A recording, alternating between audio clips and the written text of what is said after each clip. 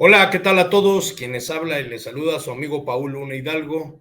Buen día, buena tarde o buena noche, dependiendo el horario que nos esté haciendo el honor de mirar. Este es su podcast, La Izquierda Debate, un espacio de la Unidad de las Izquierdas en México, que hoy llega a su emisión número 26 en su sección internacional. Es un espacio de reflexión, de crítica, de análisis y de debate, siempre desde una óptica de izquierda y al mismo tiempo es una voz para las causas que lastiman la dignidad de nuestros pueblos.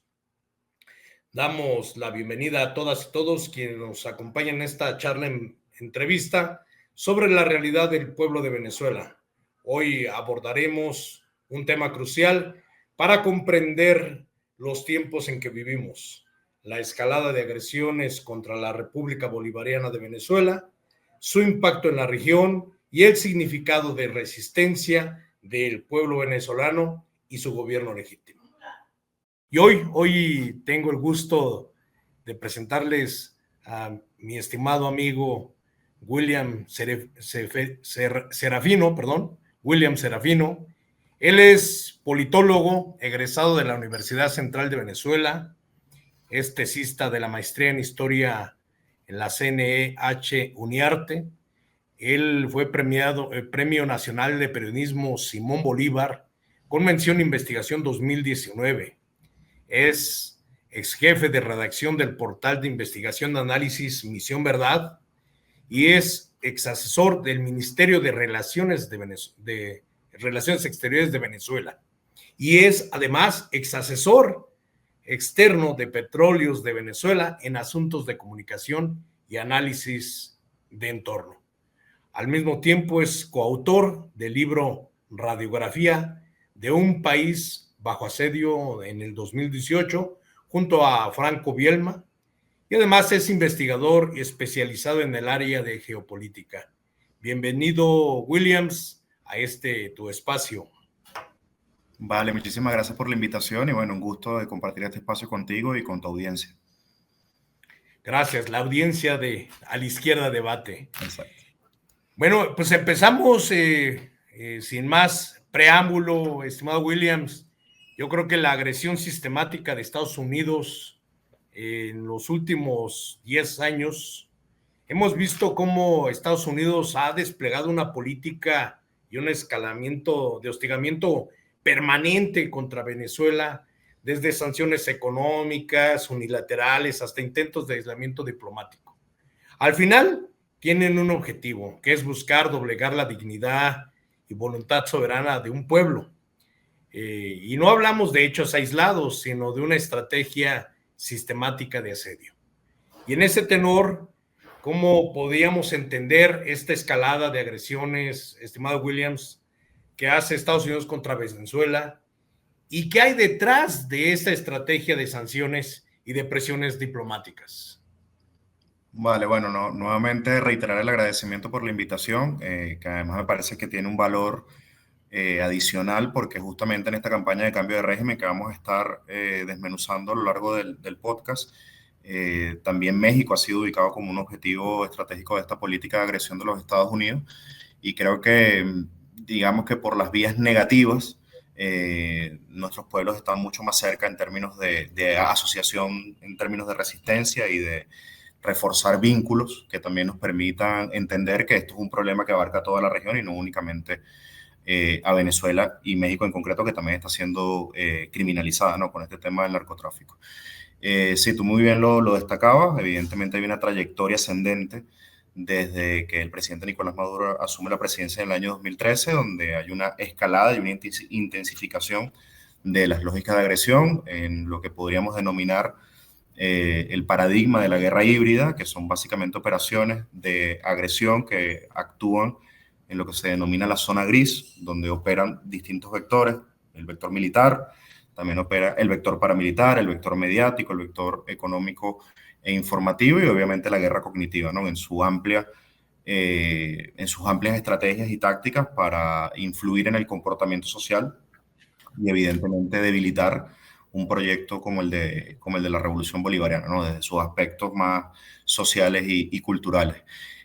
Ahora mismo, esta nueva campaña, que debemos decir que empieza a principios del mes de agosto, llevamos para 2 meses, que es una campaña muy intensa que ha tenido como elementos más sobresalientes la presión psicológica, la presión informativa y la presión política y geopolítica. Creo que han sido los elementos que han vertebrado esta nueva campaña de cambio de régimen y creo que responde justamente a lo que ha pasado en el país durante los últimos meses. Es decir, se completó en las últimas semanas un proceso de renovación constitucional de todos los cargos de Venezuela. Es decir, se eligió una Asamblea Nacional nueva, evidentemente venía ya de la elección presidencial del pasado 28 de julio, que desembocó también una operación específica de cambio de régimen postelectoral. Se realizaron elecciones de gobernadores y últimamente se realizaron las elecciones de alcalde.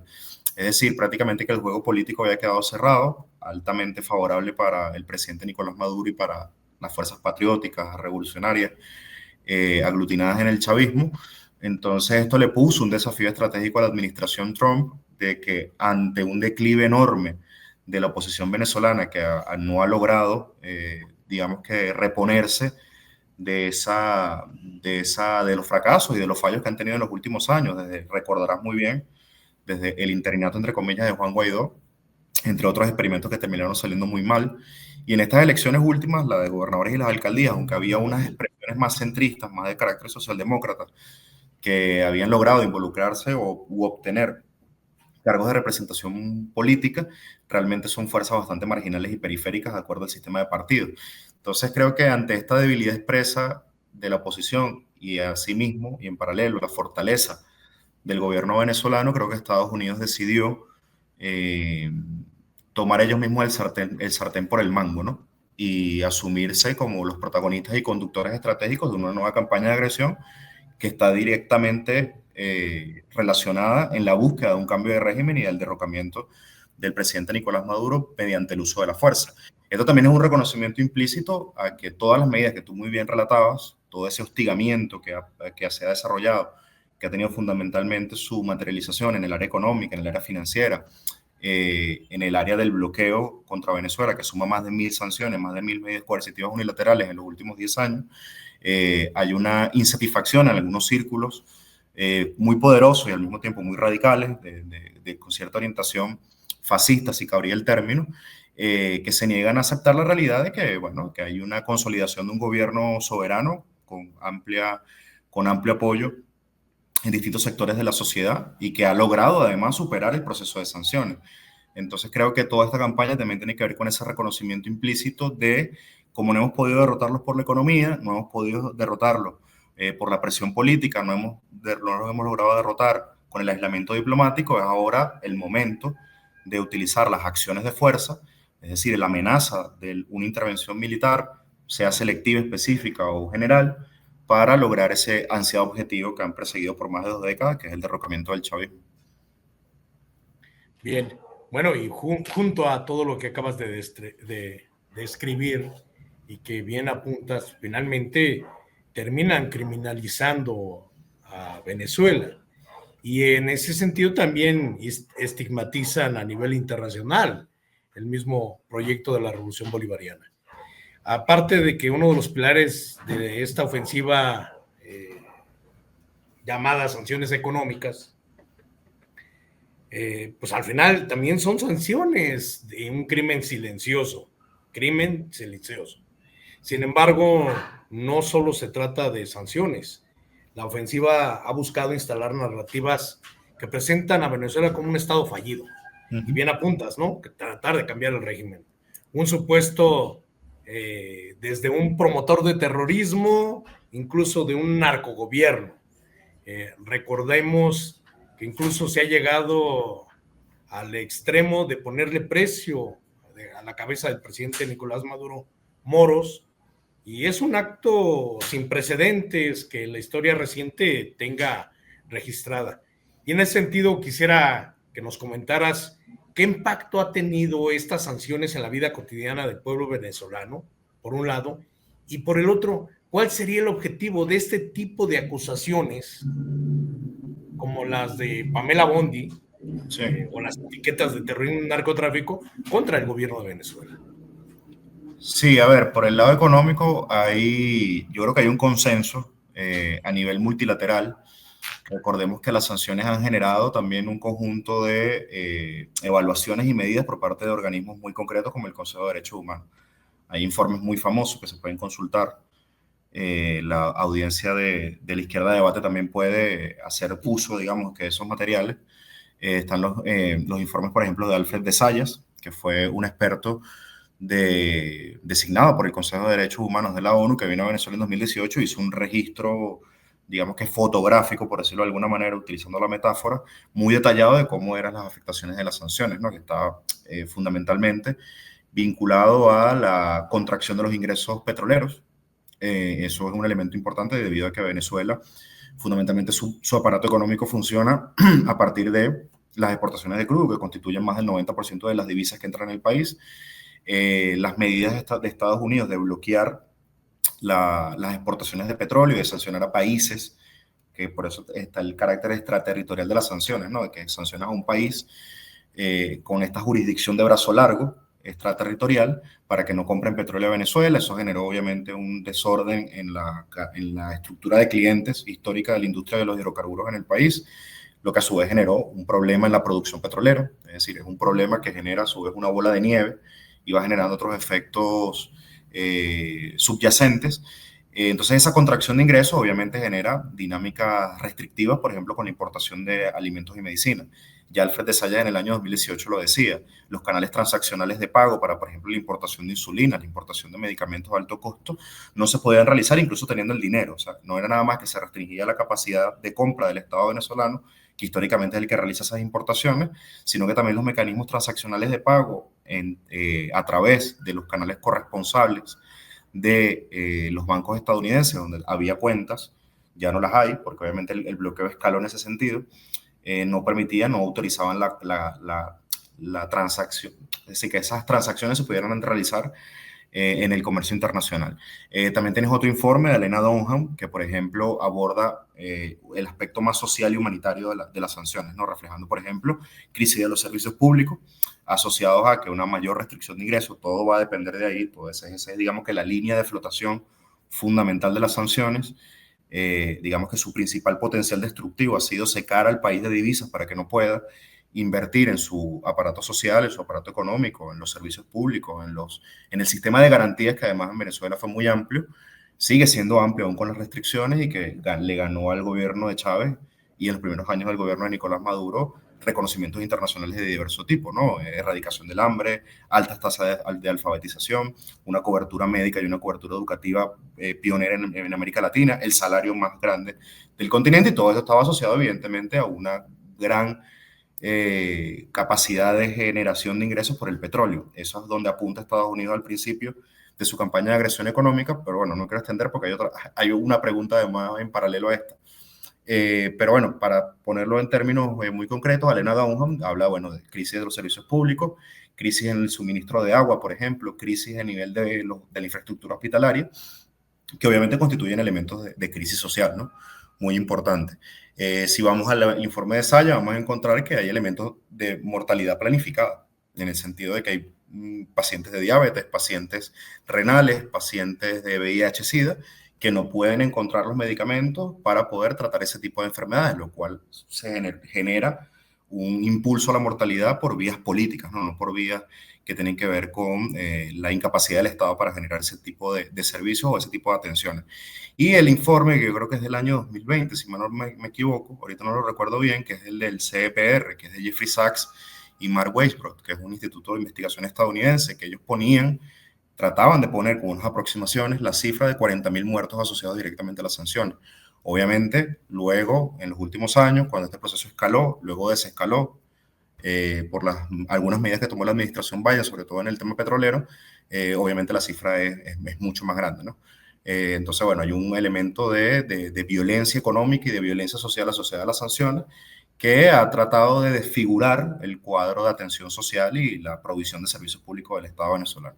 Es decir, tratar de quebrar el Estado garantista que creó la Revolución Bolivariana como una vía, pienso yo, que es para crear descontento, un piso de cuestionamiento a la legitimidad del proceso, que pueda ser utilizado como materia prima, como masa crítica, para procesos de revolución de color, de insurrecciones de diverso tipo, con el objetivo de llegar nuevamente al punto final, al gran puerto de llegada, que es la operación de cambio de régimen.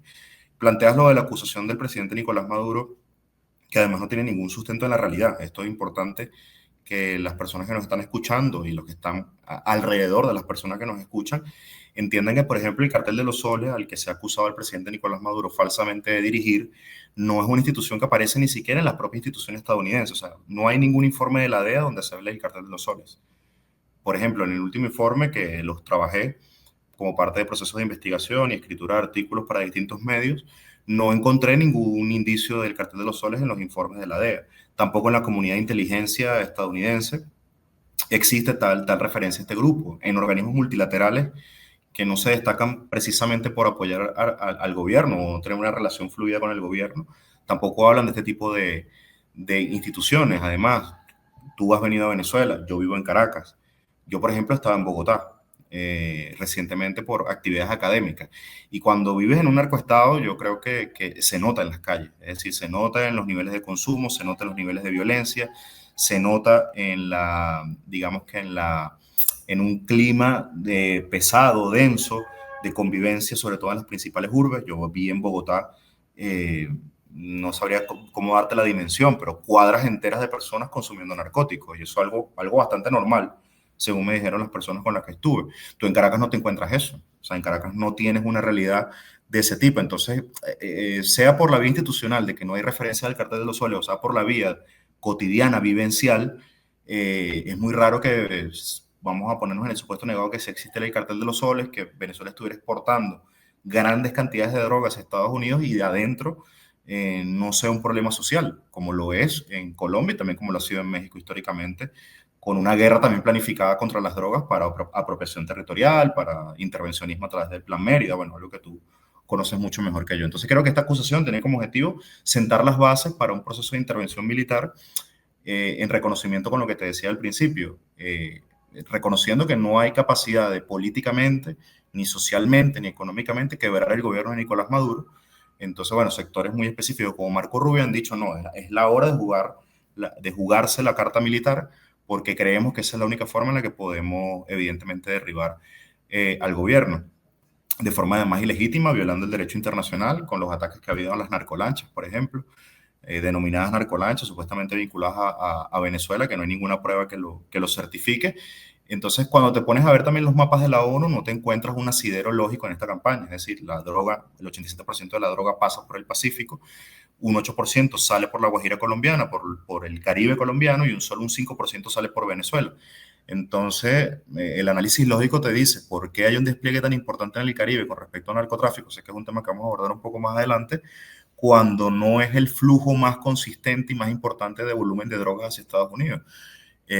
Obviamente esto no tiene ningún tipo de justificación. También se hablaba del Tren de Aragua, que es una banda extinta que existió en Venezuela y que se desmanteló hace muchísimo tiempo, que tampoco tiene fuertes referencias dentro de los Estados Unidos. Entonces, claro, obviamente aquí la desinformación tiene mucho que ver, de tratar de convencer a la población del mundo de que en Venezuela existe un cartel de narcotráfico, pero cuando vas a los datos concretos incluso los funcionarios propios de la administración Trump, que están declarando permanentemente contra Venezuela en este proceso de hostigamiento que tú mencionabas, no pueden referirse a ningún elemento institucional que justifique su propia narrativa. Es decir, no pueden decir, como mostramos en un informe de la DEA, como mostramos en un informe de inteligencia, como dice esta investigación del FBI, bueno, esto nos da pie para pensar que hay un grupo narcotraficante y que hay que ir a atacarlo. No, son puras suposiciones, pura construcción ficticia, propagandística, que obviamente busca sentar las bases para justificar, allanar el terreno psicológico para ir hacia un proceso de intervención militar contra Venezuela. Y que además yo creo que no tiene nada más que ver con Venezuela, yo creo que esto es un tema regional, porque fíjate tú que Marco Rubio, por ejemplo, en medio de toda la campaña de agresión contra Venezuela, fue a México, luego del primer ataque contra un bote supuestamente relacionado al Tren de Aragua, que tenía droga, que murieron 11 personas, que es un video muy turbio, no se sabe muy bien qué fue lo que pasó realmente. La información de inteligencia no es nada clara tampoco. Mucha gente en el Congreso de los Estados Unidos ha dicho que no sabe cuál es la información que justificó ese ataque, y fue directamente a México, con la narrativa de luchar contra los carteles Y desde la rueda de prensa con el canciller mexicano dijo que, bueno, que ellos estaban autorizados para violar el derecho internacional y que iban a seguir matando supuestos narcoterroristas en aguas internacionales, lo que implica una violación no solo para el derecho internacional, sino para la propia legislación estadounidense. O sea que México también está siendo involucrado en esta campaña y también puede que sea incrementalmente en el tiempo convertido en un blanco de agresión junto a Venezuela. Bien, bien mencionabas, pues no solo los ataques contra la hermana República de Venezuela se limitan al plano económico, que al final terminan buscando estrangular y crear esas crisis sociales para que haya una insurgencia social contra su gobierno. Y obviamente entendemos que eso está alejado de la realidad, que todo esto ha sido construido, pero desde ese plano económico, bueno, pues Venezuela ha venido avanzando con nuevas formas de desarrollo y creo que ha sabido afrontar este tema. Pero también está lo mediático y se han registrado, pues también, bien ya hacías ahí algunas menciones, se han registrado ataques directos contra el barco atunero, por ejemplo, ¿no? Bajo la excusa de combate al narcotráfico, el asalto a otras embarcaciones dentro de aguas territoriales, dentro del mar territorial venezolano, a algunas millas de sus costas, y eso obviamente contraviene contra todo derecho internacional, ¿no? El propio envío de los buques, lanzamisiles y estos portaaviones que están en el mar Caribe, y hasta el submarino nuclear, ¿no? Que está ahí acechando las costas del Caribe, pues estos no son hechos que solo transgredan, bien decías, a Venezuela, transgreden a toda América Latina, y aparte de que transgreden el derecho internacional, violan el Tratado de Tlatelolco de 1967 firmado en México, donde se declara América Latina y el Caribe como una zona libre de armas nucleares, ¿no? Promoción, producción y uso de armas, por ser una zona altamente poblada, ¿no? Entonces, en ese sentido, ¿cómo se interpretan o cómo interpretan ustedes estas acciones militares? Digo, sabemos que es parte de la guerra de presión psicológica. Yo quisiera pensar, ¿no son actos de guerra no declarada? Digo, obviamente el objetivo es derrocar un sistema de una revolución bolivariana, pero ¿qué implica para la paz y la seguridad de América Latina y el Caribe? Porque no solo están atacando, bien mencionas, digo, por acá rebotan a México algunas acciones, bien mencionadas Marco Rubio, que al final aquí terminó siendo la verdad, una vacilada, no le salió el plan, ¿no? Afortunadamente en México se plantó bien nuestra presidenta y al final de cuentas puede haber coordinación, no subordinación, que al final de cuentas es lo que busca siempre el gobierno estadounidense, ¿no? Entonces, ¿cómo interpretaríamos estas acciones militares, estimado William? ¿Sí son actos de guerra declarada? ¿Y cómo afecta a nuestra paz y la seguridad de toda América Latina? Sí, correcto. Yo te voy a dar mi hipótesis porque obviamente hay muchas visiones ahora mismo tratando de ordenar el momento, ¿no? Tratando de ver cuál es realmente la proyección que tiene este movimiento, ¿no? Si hasta ahora sabemos que, por ejemplo, por la cantidad, por el volumen logístico que se ha movilizado, pareciera algo, no pareciera, está técnicamente probado que no hay capacidad para una ocupación militar permanente, no hay capacidad de entrar con las botas en el terreno y controlar el país, simplemente con más de 4.000 efectivos y unos cuantos destructores que además tienen capacidad armamentística limitada, por más que sea poderoso por el uso de los Tomahawk, más allá del apoyo aéreo de los F-35 y otros aviones que están en el Iwo Jima, concretamente, más allá de la operatividad de un grupo de asalto anfibio integrado por el Cuerpo de Marines. Los datos lo que te están diciendo es que no tienes capacidad para ocupar militarmente Venezuela. Entonces, bueno, si no se tiene capacidad para ocupar militarmente Venezuela, quizás la hipótesis más verosímil es que se estén preparando en una escalada de ataques selectivos, es decir, que estas supuestas narcolanchas que se han ido bombardeando sean una especie de acumulación de hechos y acumulación de factores para poder escalar hacia acciones más directas con respecto al territorio venezolano, ¿no? Que iría, digamos, en esta lógica delirante del tema del narcotráfico. Eso por poner, digamos, que los datos en perspectiva, porque también hay mucha gente diciendo que, bueno, que la intervención va a venir mañana, que 4.000 marines son suficientes para apoderarse de un país de la extensión territorial de Venezuela, con una población tremendamente grande. Han surgido, mira, yo he leído muchísimas comparaciones, por ejemplo, con Panamá, y son escenarios completamente diferentes. Entonces, bueno, ya poniendo en perspectiva los datos, ya hay cosas que no parecieran ser no parecieran estar en el rango de la seguridad de lo que va a pasar. O sea, la futurología ahí se rompe un poco. Pero bueno, si tienes un despliegue amenazante con capacidad misilística, lo que hablabas del submarino nuclear, tienes infraestructura de vigilancia, tienes infraestructura posible de ciberataques, o sea, digamos que tienes, como decimos en Venezuela, unos juguetes pesados, ¿no? Sin embargo, yo lo que creo, ahorita paso más al costado de América Latina, pero yo creo, es mi hipótesis por lo que he ido viendo, además yo estoy siguiendo este tema permanentemente, escribo sobre este tema en mis cuentas de redes sociales en Venezuela, permanentemente soy entrevistado sobre esta coyuntura. Yo lo que he venido viendo es que el despliegue en sí mismo ya debió haber generado un resultado político, es decir, quizás en el cálculo de los actores militares y los actores de la seguridad nacional de los Estados Unidos, en concreto el Consejo de Seguridad Nacional, cuando hacen sus reuniones para configurar las recomendaciones y las opciones que finalmente va a tomar el presidente Trump como otros presidentes también en esta instancia burocrática, claro, la presión informativa más la presión geopolítica debió haber generado algún efecto interno, una fractura en el mundo militar, una fractura en el alto mando político del país, deserciones importantes en la burocracia intermedia del mundo castrense, y que si se generaba eso, que no se ha generado y no hay indicios de que nada de eso está por pasar, que el despliegue podría funcionar como un apoyo, como un backup hacia una operación, digamos que de golpismo interno, ¿no? De golpismo militar interno.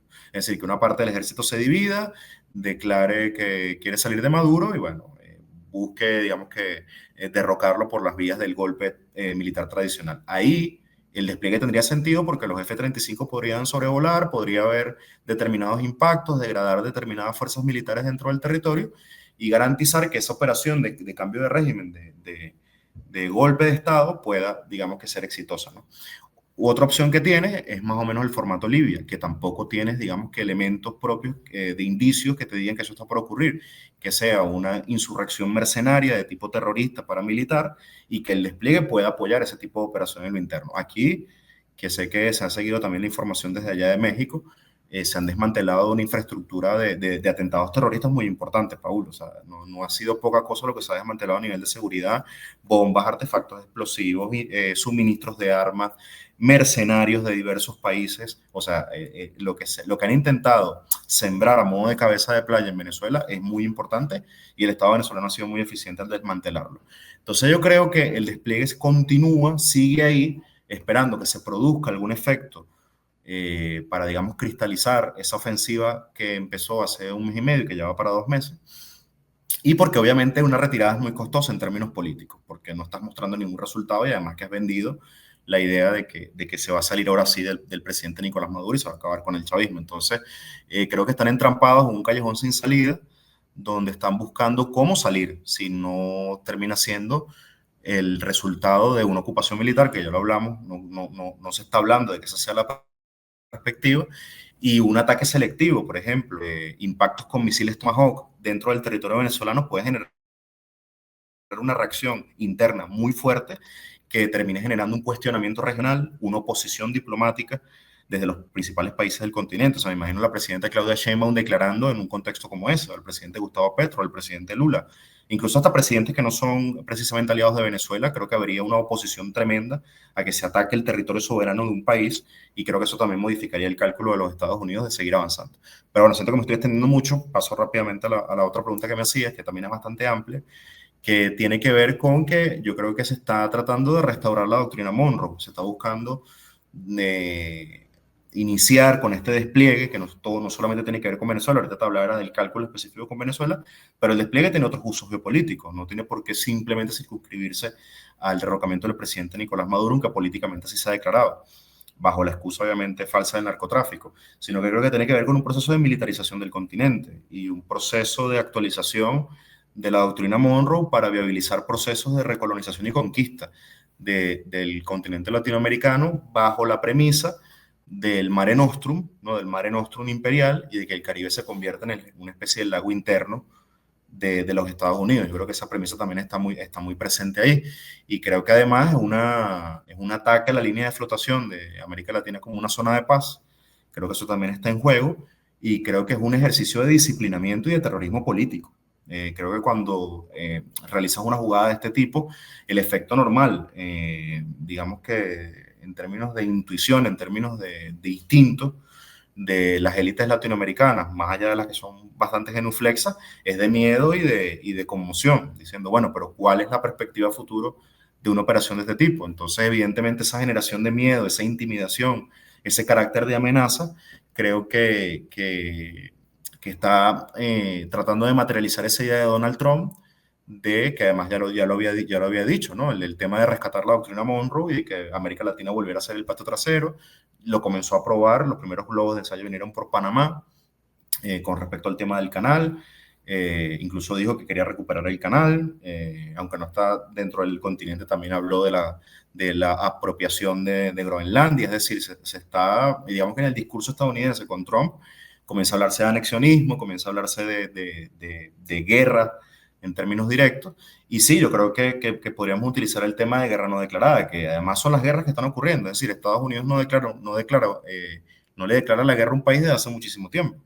Es decir, para atacar a Irán no necesita estar en estado de guerra con Irán, para atacar a Yemen no necesita estar en guerra con los hutíes, para atacar a Venezuela no necesitaba estar en estado de guerra. Entonces creo que esta noción del ataque preventivo, muy de la era Bush, muy de la era de los halcones, que están presentados en la actualidad por Marco Rubio, creo que nos permite, digamos, valorar lo que está pasando a nivel regional.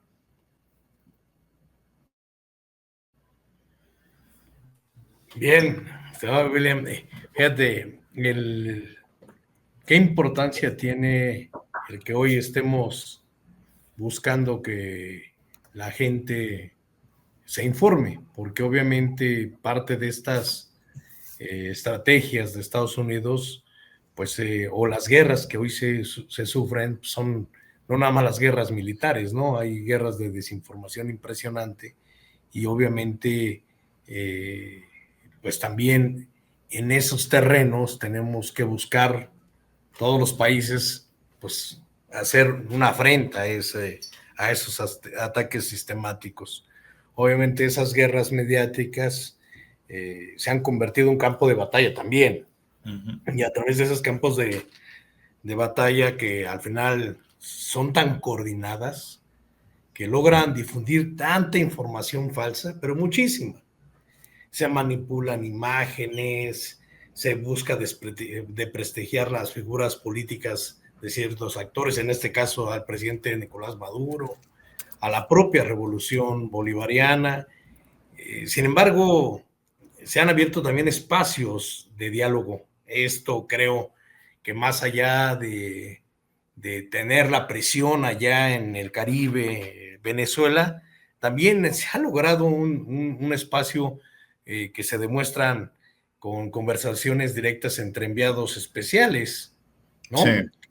Porque la verdad es que aunque estén allá, hubo por ahí un enviado especial de Estados Unidos a Venezuela, ¿no? Sí, Richard Grenell. Sí, Richard Grenell. ¿No? Y entonces ahí dices las contradicciones, ¿no? Por un lado quieren comprarles petróleo, ¿no? Y por el otro lado los quieren atacar, ¿no?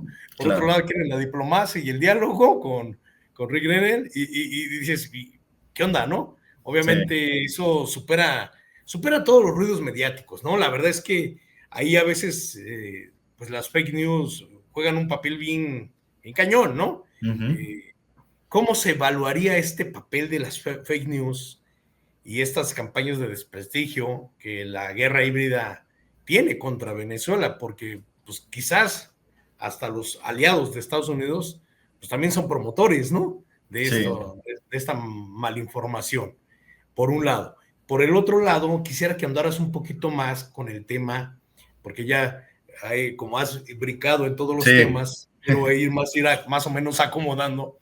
claro. Quisiera que me hablaras un poquito más del tema de precisamente la ONU en estas estadísticas que ya habías mencionado, que el propio Pino Arlucci de la ONU manejaba, que no había evidencia significativa que Venezuela fuera un actor relevante en el temas de narcotráfico, en temas de producción y distribución, ¿no? El tráfico de la cocaína. Entonces, ¿cómo interpretaríamos esta insistencia de Estados Unidos en vincular forzosamente al gobierno de Venezuela? Y no, como bien decías, no solo al gobierno de Venezuela, al gobierno mexicano también tenemos una campaña fuerte, quizás un poco más con fake news y más en digital, porque no había una declaración así directa. Incluso allá ya mencionabas de cárteles inexistentes o ya cárteles desmantelados hace muchos años, y pese a toda esta evidencia internacional en contra de la narrativa de Estados Unidos, ¿por qué la insistencia de seguir vinculando al gobierno de Venezuela? Bien. ¿Será que respondo eso primero y luego voy al tema de la fake news? ¿Cómo quisiera Adelante, hacerlo? adelante, Vale. como se te Bueno, acomode. vale. Bueno, rápidamente sobre el tema de la fake news, porque me parece que la otra pregunta abre un marco bastante amplio que es muy interesante abordar, aprovechando el espacio. Yo creo que la fake news y todo lo que yo veo la fake news como un recurso dentro de la guerra cognitiva, ¿no? Que en sí misma el fake news no es el marco conceptual, sino una herramienta dentro de un aparato mucho más grande de agresión psicosocial, que fundamentalmente el nombre, el concepto de guerra cognitiva.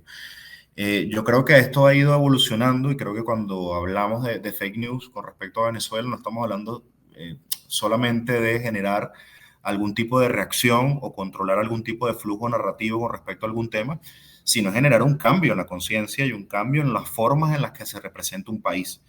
Es decir, yo creo que los fake news dejaron de ser hace mucho tiempo simples herramientas para desprestigiar, para criminalizar al gobierno, para ser una forma de cambiar la concepción que se tiene de Venezuela. Concepciones que no solamente se tienen en el ámbito de lo social, sino en el ámbito académico, en el ámbito cultural, en el ámbito artístico, en el ámbito político, es decir, que abarca todas las áreas de actividad de la sociedad. Es decir, cuando, por ejemplo, instituciones académicas de gran prestigio tratan de legalizar o tratan de justificar, mejor dicho, justificar que Venezuela debe ser agredida y se montan en el coro o en la campaña de este tipo de falsedades, de estas acusaciones, no estamos hablando de una fake news que está sacando un laboratorio en redes sociales, no estamos hablando de un medio de comunicación, estamos hablando de instituciones académicas que, valga la redundancia, institucionalizan mentiras que ya se han ido filtrando, digamos que capilarmente en la estructura cuántica de la sociedad, por decirlo de alguna manera. Entonces creo que la profunda capilaridad de la fake news dan pie a que luego se institucionalice por otros medios. Entonces, por ejemplo, que me parece un caso muy importante, el daño reputacional al gentilicio venezolano. Es decir, que a partir de toda esta campaña, más allá del gobierno venezolano, vuelvo a él ahorita, cuando termine de desarrollar la respuesta, por ejemplo, que los venezolanos somos criminales, que los venezolanos somos traficantes de droga, que los venezolanos somos personas de la mala vida. Es decir, no estamos hablando de fake news simplemente para, bueno, generar una imagen negativa, no estamos hablando de un plan para generar un cambio de concepción con respecto al país, con respecto a su gentilicio, con respecto a su historia, y creo que eso además articula narrativamente y políticamente otros procesos que luego se van a convertir en discurso oficial. No, o sea, cuando Trump habla de que Estados Unidos ha sido invadido por maleantes venezolanos, todo lo que ha tenido que ocurrir en términos de fake news para que ese discurso se legitime política y socialmente. Y luego vemos los resultados de esa legitimación, que son venezolanos que por tener un tatuaje, ¿verdad? Que por tener una apariencia física que denota un sesgo también de racismo y de aporofobia, terminaron en el SECOT, por ejemplo, en El Salvador. Terminaron presos injustamente acusados de pertenecer a una banda delictiva, y al final se terminó demostrando que ni siquiera habían pasado por un proceso judicial y que ni siquiera el gobierno de los Estados Unidos tenía ningún tipo de fuente para mandarlos ilegalmente a una cárcel de máxima seguridad en El Salvador, donde hay criminales de todo tipo. Entonces creo que si entendemos el fake news desde esa perspectiva, creo que podemos entender más complejamente cómo funciona, y también quizás el papel de los comunicadores. Yo no soy esencialmente un comunicador, pero creo que este tipo de reflexiones teóricas permiten que quizás cuando se va al campo de batalla de la comunicación se pueda hacer más efectivo. Si me permites la otra pregunta, que me concentré tanto en este tema que se me pasó, te pido disculpas. Me habías preguntado. Sí, el tema Sí, de las fake news y la campaña de desprestigio, y la otra, la insistencia de seguir ya, vinculando perfecto. al gobierno de Venezuela con cárteles, Sí, ¿no? O sí, a la droga, básicamente. sí. Gracias por recordármelo. Fíjate, yo creo que hay un tema importante que es que tiene que ver, esto se lo escuché a un analista militar estadounidense que me gusta mucho, se llama Douglas MacGregor. Él tuvo distintos cargos en el Pentágono, es una voz militar muy escuchada en Estados Unidos. Él hablaba, me gustaba mucho su forma de analizarlo, porque él decía, claro, es que hay una indignación, hay un problema social con las drogas en Estados Unidos. Eso no es sorpresa para nadie, no es algo que yo estoy inventando acá, tampoco es algo nuevo que va a escuchar la audiencia de la izquierda de debate. Hay un problema relacionado con las drogas importante. Ahora, yo creo que la administración Trump, además de que las acusaciones de narcotráfico tampoco es que son recientes, también había unos ecos, había unas primeras señales de que por ahí podrían venir en algún momento, pero yo creo que hay una visión de parte de la administración Trump de que pueden explotar políticamente y geopolíticamente esa indignación social, ese problema social con respecto a las drogas que está conectado con la migración, y es un elemento muy importante. Está conectado con bandas delictivas, pandillas locales de inmigrantes también relacionados con Venezuela. O sea, hay todo un constructo de tipo arquetipal con respecto al tráfico de drogas que se ha intentado forzosamente vincular a la migración. Yo creo que ellos en su marco de análisis han dicho, bueno, esta es la vía más idónea que tenemos para legitimar internamente el ataque contra Venezuela. ¿Por qué? Porque, por ejemplo, yo siento que hay un eco muy presente, como por ejemplo las armas de destrucción masiva con Irak, ¿no? Es decir, cómo utilizar, obviamente la acusación contra Venezuela está muy lejos de lo que son el evento de las Torres Gemelas, que fue lo que detonó la guerra contra el terrorismo, la falsa guerra contra el terrorismo. Pero yo creo que sí hay algunos vasos comunicantes entre las dos estrategias narrativas que tienen que ver con externalizar en otro país los orígenes y las causas de los problemas que afectan al tuyo. Entonces, claro, para la administración Trump pareciera ser un negocio redondo en el sentido de tratar de convertir ese problema interno en una causa de conflicto internacional con Venezuela y con América Latina. ¿Por qué? Porque están declarando que no tienen los mecanismos institucionales propios ni internos para resolver ese problema, y que además eso le da algún tipo de rédito a nivel electoral y a nivel político. Es decir, el gobierno de Estados Unidos es un gobierno en caos, es un gobierno con problemas de gestión importantes, es un gobierno con orientaciones de extrema derecha, eso hay que decirlo, pero es un gobierno que tiene, digamos que mínimamente consideraciones políticas para poder armar sus movimientos y sus cálculos. Es decir, si la acusación contra Venezuela por narcotráfico no les fuera redituable en términos electorales y políticos, no se la estarían lanzando. Yo creo que la jugada también responde a que en sus cálculos electorales, en sus cálculos políticos, le permite distintos usos. O sea, por ejemplo, le podría permitir las acusaciones de narcotráfico, que son bastante extravagantes y sin sentido, pero que son muy ruidosas en términos mediáticos, tratar de desviar la atención con respecto a temas internos. Por ejemplo, el caso el caso Epstein, por ejemplo, en el que Trump está vinculado. Digamos que puede ser vendido entre los vasallos y los países más genuflexos del sistema de alianzas y de subordinación de los Estados Unidos para poder aglutinar países con respecto a una amenaza supuestamente relacionada con el narcotráfico. Entonces creo que la insistencia va por ahí, ¿no? Cómo explotar una indignación y un problema interno y cómo además es un elemento tan ruidoso, o sea, tan turbio, tan confuso, que me recordaba un poco a los principios de Goebbels, a los 11 principios de Goebbels, ¿no? El uso de la exageración, pero asimismo de la simplificación. Es decir, acusar a Venezuela de ser supuestamente un narcoestado, evidentemente tiene una capacidad, una potencialidad de difusión en términos mediáticos que creo que también está conectado con los propios principios rectores de la estrategia.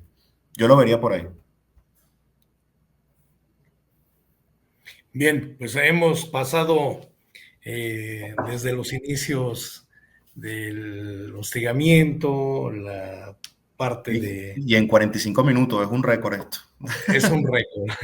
Hemos pasado por la escalada a ponerle precio al presidente Nicolás Maduro, y en lo personal quiero decir que pese a esa hostilidad, y eso es algo digno de reconocer del gobierno venezolano, ha mantenido una vida diplomática abierta. Totalmente, sí, creo que ese factor no lo toqué del todo, pero sí, de Y es acuerdo. un ejemplo claro, es un ejemplo claro esta carta recién enviada del presidente Nicolás Maduro al presidente Donald Trump, en la que hace un llamado a la paz, al respeto mutuo y a construir relaciones de cooperación, que al final quiero recalcar esa parte, ¿no? Te mandas a tus enviados especiales, platicas incluso de temas de narcotráfico, de migrantes, bla, bla, bla, platicas de todo y está la ofensiva. Por otro lado, presionas militarmente, todos sabemos que el trasfondo de todo esto pues, es la apropiación de los recursos que hoy cuenta Venezuela.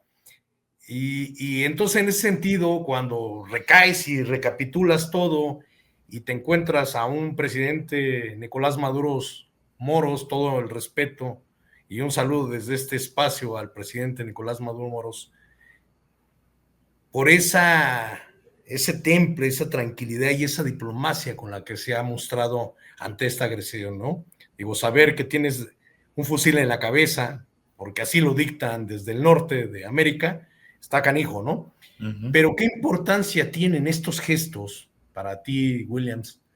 Estos gestos diplomáticos en medio de esta crisis de confrontación que revelan sobre la voluntad de Venezuela de mantener la paz, porque al final de cuentas, así que como lo quiere Venezuela, lo queremos todos en América Latina, ¿no? Sí, yo creo que es un tema muy importante este que destacas. Yo lo complementaría de la siguiente manera. Es decir, cómo ser responsable cuando la contraparte no lo es. Eso me parece a mí un punto importante, porque lo que está quedando en evidencia es que la estrategia, primero, de Donald Trump no tiene asidero en datos, no tiene asidero institucional, no tiene asidero en nada, como lo dijimos al principio. Y segundo, que es una campaña desbocada y, dicho por el propio presidente Nicolás Maduro, extravagante, o sea, que es desproporcionada, es una cosa que no tiene sentido. Obviamente sabemos que tiene sentido, pero bueno, tú me entiendes en la figura en que lo estoy utilizando. Entonces, claro, el presidente Nicolás Maduro, con la carta, también con sus declaraciones, con sus discursos que han sido bastante centrados y bastante persistentes en esa línea de promover el diálogo, dice, bueno, yo asumo como la parte responsable de este conflicto, porque o sea, si caigo en la provocación de que tengo enfrente, esto va a salir mal para todos. Esto va a salir mal para todos. Entonces creo que eso es un ejercicio de altura política. Yo creo que es un ejercicio de altura política. Creo que es un ejercicio propio de un hombre de Estado y de un estadista de grandes capacidades, que está utilizando el cerebro racional en un momento donde usar el cerebro racional no es lo más típico, además. Tú bien lo decías, estaba bien canijo tener un fusil en la cabeza. Un fusil en la cabeza no es cualquier cosa. Estar sometido a una agresión de este tipo, además todo lo que ha pasado, que bueno, ya lo repasamos durante estos últimos 40 minutos, no es poca cosa. Y sin embargo, ese Nicolás Maduro político, racional, metódico, que tiene consideraciones estratégicas con respecto al país y al contexto regional y a las posibilidades que hay de encontrar una vía de solución al clima que no pase por violencia que va a afectar a Venezuela y va a afectar a Estados Unidos y va a afectar a la región. O sea, me parece que es algo muy notable. Es algo muy notable. Y creo que la visión que se ha intentado imponer desde los medios es que el presidente Nicolás Maduro está teniendo gestos de debilidad. Yo creo que no es un gesto de debilidad. Yo creo que es un gesto de responsabilidad y de construir las posibles salidas hasta donde sea, valga la redundancia, posible y hasta donde se habiliten las ventanas de negociación para tratar de que la situación no se salga de control. Es lo que hace un líder político responsable, responsable de su país, responsable también del rol de relevancia que tiene su país en un contexto geopolítico más amplio.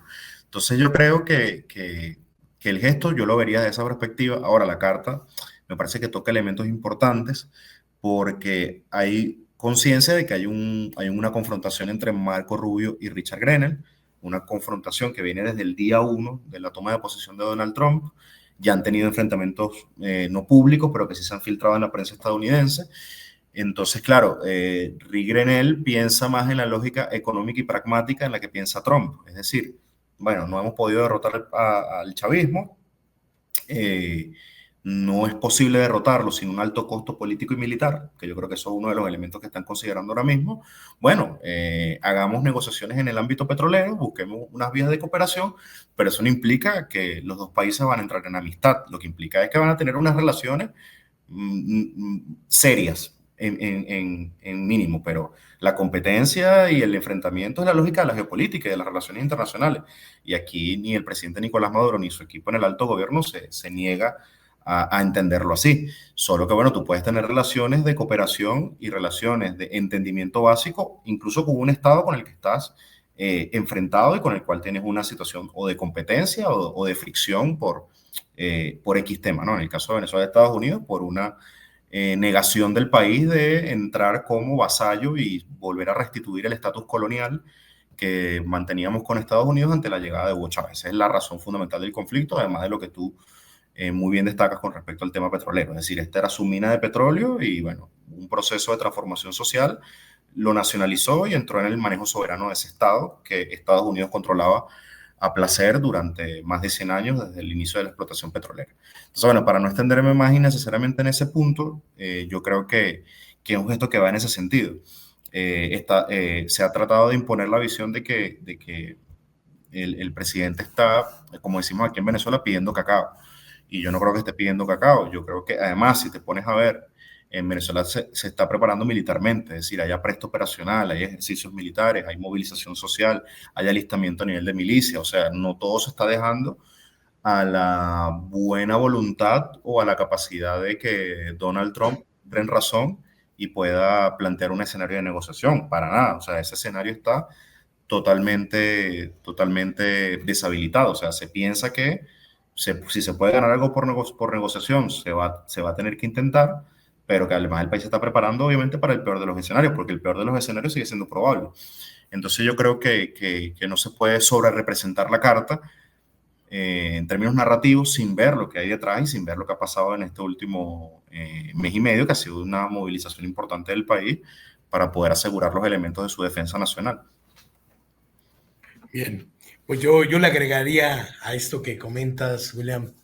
Fíjate, yo diría que más que un gesto responsable del presidente Nicolás, es adelantarse y dar pasos agigantados a una ventana de salida que si bien hace rato relatabas difícil la salida y la operación política y costosa también de este despliegue y esta amenaza militar, yo creo que lo relevante, y esto habría que recalcarlo, es esta responsabilidad de darle una salida, pero por una cosa, creo que quienes apuntamos desde una óptica de izquierda es el respeto a la vida.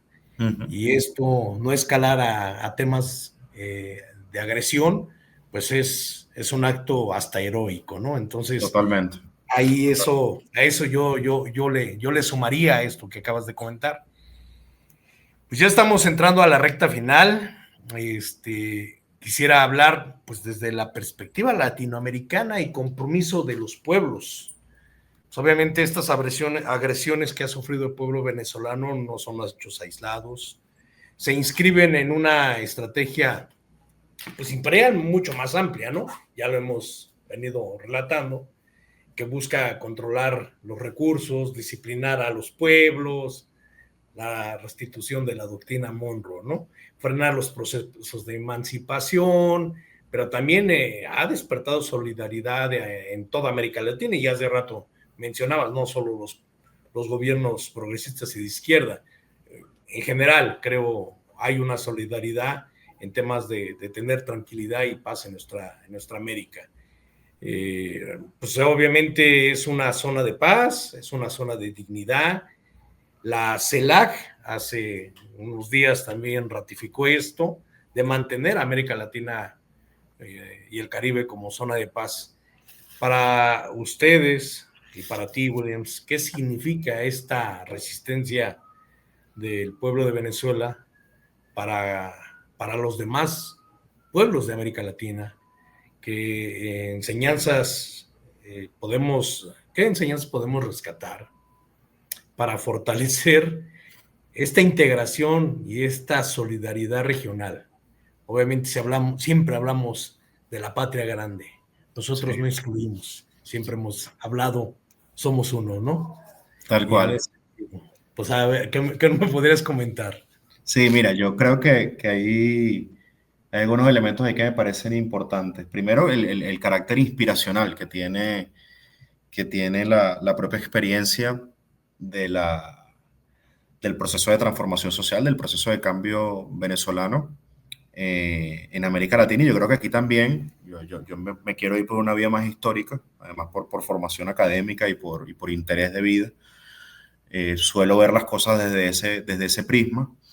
Que yo creo que aquí también Walter Benjamin decía algo, discúlpame que quizás por la hora no atino perfectamente en la cita, pero una cita que me parece muy reveladora, que decía algo así como, ellos no pueden ganar, refiriéndose al enemigo de la humanidad, un poco, porque ni siquiera los muertos estarán a salvo, ¿no? Eso me parecía una frase muy precisa, además en el contexto en el que fue escrita, ¿no? De convulsión por la guerra en Europa. Justamente, yo creo que aquí está en juego también nuestros ancestros y nuestro propio recorrido en eso que tú bien denominada, me parece una buena categoría como proceso de emancipación, del cual tanto el proceso que experimenta México como el proceso que experimenta en Venezuela son continuidades históricas de procesos que fueron cortados por intervenciones imperiales, por el entreguismo de élites locales, por intereses parroquiales, intereses de, digamos que de las propias élites, o sea, intereses muy enfáticamente oligárquicos.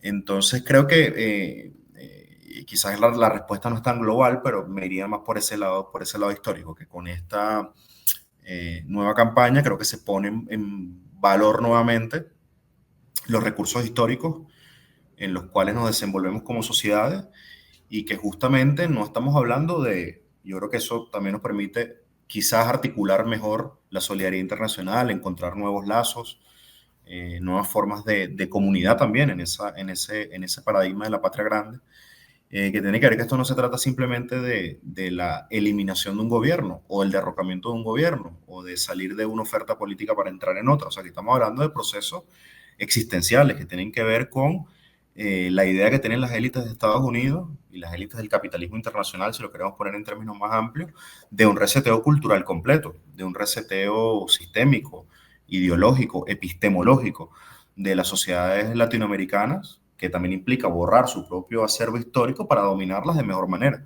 Es decir, todos los procesos de guerra, solo que ahora bueno, se han tecnificado a un nivel con estas nuevas tecnologías, las redes sociales, la inteligencia artificial, con este conductualismo pavloviano que vivimos con las redes sociales. Evidentemente eso se ha tecnificado, pero todas las agresiones, las guerras, en sentido hasta filosófico, se plantean borrar la historia y escribir una nueva historia. Es decir, eso ha sido básicamente el transcurrir y el devenir de la historia humana con la guerra. Entonces, creo que esto está en vigor en América Latina. Entonces, no estamos hablando nada más de que a veces pareciera focalizarse el problema o el tema ahí. No estamos hablando únicamente del gobierno venezolano, estamos hablando de la construcción de una comunidad de naciones que pueda tener el derecho a autogobernarse y a decidir con referencias, ideas propias o ideas asumidas colectivamente, ser un polo independiente en el mundo geopolítico internacional. Eso creo que es lo que está en juego. ¿Y por qué te digo lo de la historia? Porque lo veo en México, lo veo en Colombia, además que el presidente colombiano es bastante bolivariano y siempre resalta mucho que Colombia no se puede prestar para apoyar una intervención militar porque está en juego la historia de lo que fue la Gran Colombia, que nunca se llamó Gran Colombia, se llamó República de Colombia, pero todos entendemos esa gran unidad de países que vinculaba desde el territorio panameño hasta el ecuatoriano. Y es una historia común, o sea, yo lo que creo es que uno de los cálculos de esta operación de cambio de régimen y de presión, ya lo hemos conceptualizado bastante bien durante la jornada, también tiene que ver con romper los lazos de esa historia común. Es decir, yo lo que creo es que lo que Estados Unidos está tratando de generar es que los latinoamericanos le hagamos la guerra sucia, le hagamos el trabajo sucio, mejor dicho. Es decir, que Dominicana entre en conflicto con Venezuela y Venezuela entre en conflicto con Perú y Perú entre en conflicto con Guatemala y, en fin, o sea, se genere una especie de situación de guerra civil continental o al menos de enfrentamiento político agudo a nivel continental que les permita a ellos no utilizar los recursos militares o en tal caso utilizarlos de manera muy eficiente o de manera muy puntual para explotar determinadas líneas de tensión o determinadas coyunturas críticas. Pero yo creo que hay un elemento de historia común que tiene que ser preservado y creo que esa historia común, evidentemente Venezuela, yo no me quiero poner venezolano-céntrico, porque eso también es una tendencia bastante importante en mi país, de creer que, bueno, que por Simón Bolívar somos el centro del universo y eso tampoco es tan así, pero sí es un reconocimiento a que en esa capitanía general olvidada del Imperio Español, bueno, nació la chispa que prendió la pradera y que incluso en procesos de otros momentos y de otros tiempos, el imaginario bolivariano fue fundamental para crear instituciones políticas, para crear formas de comprensión del momento, incluso, o sea, sin el Congreso Fictónico de Panamá no hubiéramos tenido a un Chávez hablando de la CELAC, ¿no? Entonces creo que, que esta historia común es un elemento importante y creo que la solidaridad debe fortalecerla. Debe fortalecerla porque somos eso, somos lo que hemos recorrido, somos nuestras herencias, somos nuestras tradiciones, somos nuestra raíz, somos el contacto con la tierra, somos los recuerdos, somos los muertos, somos todo lo que está detrás de nosotros. Aunque digamos que el capitalismo y la ideología del capitalismo no nos convence de vivir en el eterno presente y creer que el mundo empieza y termina con uno, cuando realmente uno es como decía Chávez, ¿no? Que uno es un pestañear en el cosmos, ¿no? Entonces, bueno, creo que por ahí un poco va la respuesta, un poco compleja y quizás Sí, sí. caótica, pero bueno, me salió así. No, no, la verdad, y me encanta, me encantó esta respuesta que acabas de dar y me hizo incluso recordar algo que al final de cuentas, como tú dices, esta manipulación cognitiva de esencia, de arrebatarnos hasta nuestro propio yo, nuestra identidad y todo esto, pues no nace en este periodo, ¿no? Históricamente ha habido varios periodos y me hiciste recordar, ¿no? Después de la Segunda Guerra Mundial, en 1945, inicia una campaña de desprestigio contra la izquierda y contra el socialismo y el comunismo, que al final la retórica es que el comunismo y el socialismo te llevan a la muerte.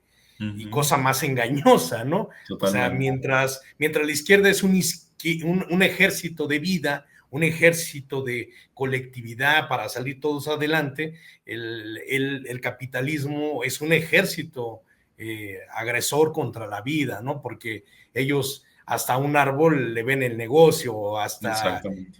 a cualquier cosa de los recursos le ven negocio, y todo eso traducido de negocio, pues termina en muerte, ¿no? Porque para poder subsistir unos tiene que haber la desgracia de otros. Y Exactamente. eso la verdad es que históricamente nos duele y nos aqueja a todos. Yo creo, para cerrar, estimado Williams, yo creo que hemos recorrido un gran pasaje en esta hora. Pues las sanciones, las campañas de informaciones, el ataque militar, violaciones al derecho internacional. Hemos escuchado, yo considero con mucha firmeza en tu voz, a un pueblo y un gobierno que insiste en la paz, en la soberanía y en la integración regional.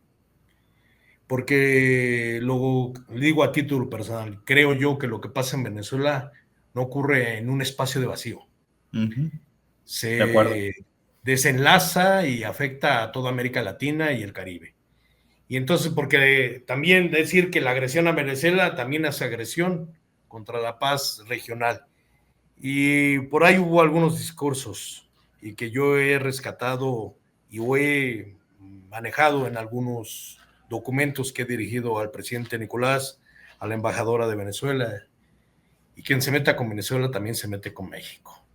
Por último, y mi última pregunta para que demos por concluida esta emisión número 26 de La Izquierda de Debate. ¿Qué mensaje deseas compartir, estimado William, a quienes hoy nos escuchan y especialmente con los pueblos hermanos que acompañan esta causa venezolana desde la solidaridad, desde la esperanza, desde esta patria grande? Bien, bueno, tamaña responsabilidad, ¿no? Emitir un mensaje a la audiencia. Bueno, yo me quería despedir agradeciendo mucho el espacio, la invitación. Ha sido muy cordial, además, hablar contigo, Paul. Las preguntas, bueno, excelente, creo que han permitido vertebrar un buen intercambio y bueno, me quedo tranquilo de que ha tenido un buen saldo este intercambio porque ha permitido quizás quitarle ruido a muchas narrativas que están por ahí y clarificar algunos elementos.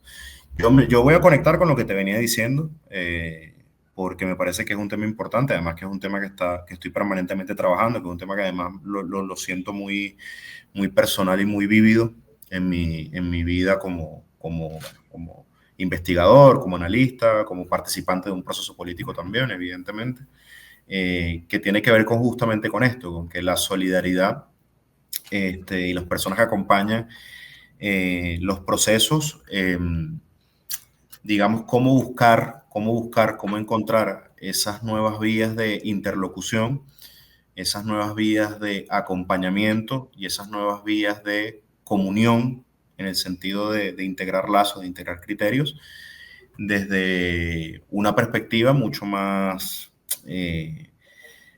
consistente en el tiempo. Yo lo diría así, quizás me voy un poco con un mensaje de crítica, de autocrítica, como lo deseen ver, de pensar que esos acompañamientos, digamos, deben tener, pienso yo que mayores resultados prácticos en el tiempo.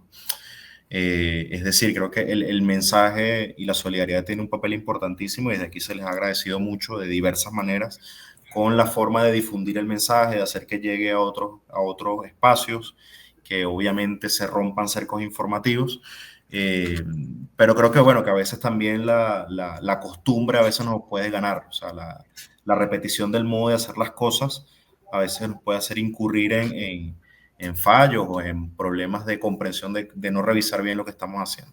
Entonces, bueno, por ejemplo, yo me atrevo aquí a dar ideas, o sea, ¿cuántos libros sobre la Revolución Bolivariana están disponibles para el público? ¿Cuántos documentales? O sea, producción, digamos, buena, sofisticada, con potencia, con capacidad de llegada, se está produciendo? Y entiendo que la solidaridad tiene un elemento fundamental porque vincula a un montón de gente brillante. Mira tú las dos personas que se están encontrando aquí, que no se habrían encontrado de ninguna otra manera si no fuera porque comparten algún tipo de similitud política, y yo soy de Venezuela y tú de México, y estamos aquí hoy hablando. Imagínate tú que esto fuera reproducido por mucho más, de manera multitudinaria, y que agregara cineastas, pintores, artistas, bueno, de todo eso, y eso generara, digamos, que una mayor producción en ese sentido. No quiero que se sienta que estoy criticando a nadie, y aquí son excelentemente recibidos. Cuando estés por acá por Venezuela, sabes que tienes un amigo y un compañero acá a la orden para ti y para la gente de tu organización. Pero bueno, quizás irme con un apunte crítico bueno, de que justamente esa historia común hay que preservarla, y hay que preservar esta región, este continente, también con esa perspectiva de construir datos, de construir historia, de construir relato, de construir pintura, de construir un montón de cosas que siento que quizás nos han faltado en los últimos años. Pues muchas gracias, estimado William.